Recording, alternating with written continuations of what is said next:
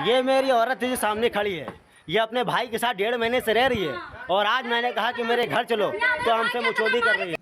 আমি অ্যাডভোকেট এমিচ রহমান। যদি আপনার হাজবেন্ড কিংবা আপনার ওয়াইফ যদি আপনার ঘর ছেড়ে কিংবা আপনার বাড়ি ছেড়ে চলে যায়, সংসার না করতে চায়, তাহলে আপনি কি করবেন?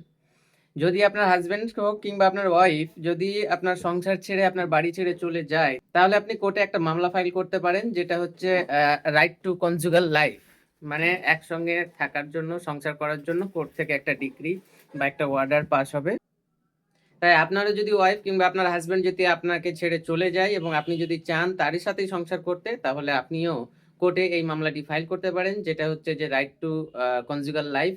এই মামলাটি করলে আপনি কোর্ট থেকে আপনার বউ কিংবা আপনার যে হাজবেন্ড আপনি তাকে আপনার বাড়িতে ফিরিয়ে আনতে পারবেন।